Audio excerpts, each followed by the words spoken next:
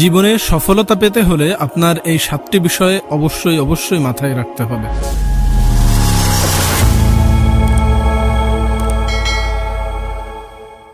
নিজের সামর্থ্যের উপর ভরসা না থাকলে কেউ কখনো জয়ী হতে পারে না। জীবনে চলার পথে অনেক বাধা বিপত্তি আসবে হতাশাও। তাই সাফল্যের জন্য মাঝে মধ্যে প্রয়োজন হয় অনুপ্রেরণার এবং উৎসাহের। নিজেকে নিজে সাহস দেওয়া এবং নিজের মধ্যেই নিজের কাজের অনুপ্রেরণা খুঁজে নেওয়া। সফলতা পেতে হলে আপনি চাইলে এই 7টি বিষয় মাথায় রাখতে পারেন। সাফল্যের সূত্রটা হয়তো এখান থেকেই পেতে পারেন ইনশাআল্লাহ। 1 নম্বরে, নিজের কাজের প্রতি আন্তরিক হতে হবে। আপনার পেশা যাই হোক না কেন, সেটাকেই আপনার আপন করে নিতে হবে।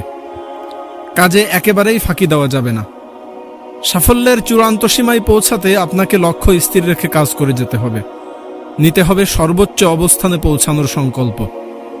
নিজেকে নিজে বলতে হবে, আমার কাজের ক্ষেত্রে আমিই সেরা। দেখবেন আপনার চিন্তা ভাবনা উন্নত হবে ইনশাআল্লাহ। তাই অযথা সময় নষ্ট না করে এখনই আন্তরিক হয়ে কাজে লেগে পড়ুন। আপনার দুর্বলতা এবং প্রতিবন্ধকতাগুলো জানুন, যে আসলে আপনার দুর্বলতার জায়গাটা কোথায়, কোন জায়গায় আপনার দক্ষতার কমতি আছে এবং কোন গুণটা আপনার মধ্যে নেই। নিজের ভুল বা কমতিগুলো সাধারণত নিজের চোখে ধরা পড়ে না। তাই আপনার আশেপাশের মানুষদের জিজ্ঞেস করুন। আপনার সম্পর্কে যারা ভালোভাবে জানে তাদের জিজ্ঞেস করুন আপনার দোষ ত্রুটি বা ঘাটতিগুলো কোথায়। তারপর কিভাবে সেই দুর্বলতা কমিয়ে আনা যায়, এজন্য পরিকল্পনা নিয়ে এগিয়ে যান। 2 নম্বরে, সবসময় সঠিক মানুষের সঙ্গে থাকুন। এখন আপনার মনে প্রশ্ন আসতে পারে, সঠিক মানুষ কারা? যারা আপনার ভালো চান এবং যারা নিজ নিজ কর্মক্ষেত্রে সফল, তারাই হলো সঠিক মানুষ। এমন মানুষের সঙ্গে মিশবেন যারা অযথা সময় নষ্ট করে না, যাদের নিজস্ব লক্ষ্য ও উদ্দেশ্য আছে, এমন মানুষের সঙ্গে চলাফেরা করুন। যারা উচ্চাকাঙ্ক্ষী এবং ইতিবাচক মানসিকতার, সফল হতে হলে সফলদের সঙ্গেই থাকুন।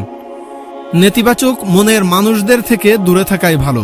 এরা আপনার ক্ষতির কারণ হয়ে দাঁড়াবে এবং আপনাকে টেনে নিচে নামিয়ে দিবে। 3 নম্বরে, স্বাস্থ্যের প্রতি খেয়াল রাখুন। স্বাস্থ্যই সকল সুখের মূল। তাই নিজের স্বাস্থ্যের প্রতি যথেষ্ট খেয়াল রাখুন। শরীর ঠিক না থাকলে কোনো কাজই আপনি ঠিকভাবে করতে পারবেন না। শরীর ঠিক রাখতে নিয়মিত পুষ্টিকর খাবার খেতে হবে এবং নিয়মিত শরীর চর্চা করে যেতে হবে।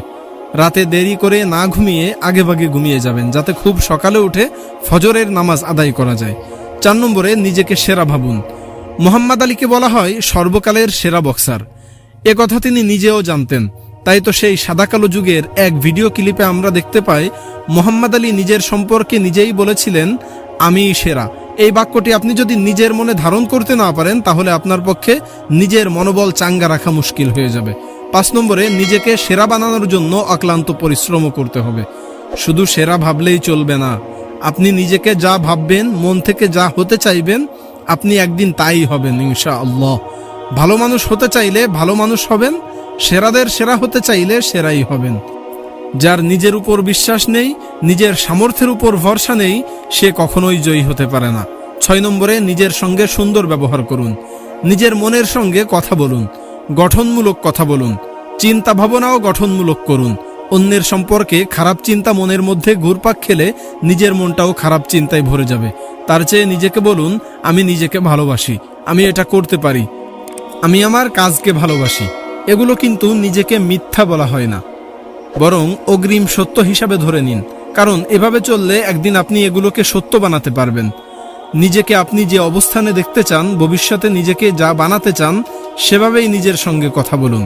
7 নম্বরে, এগিয়ে যান। নিজের ভিতর তাড়া আনুন। সেই তাড়াই আপনাকে সামনের দিকে এগিয়ে নিয়ে যাবে।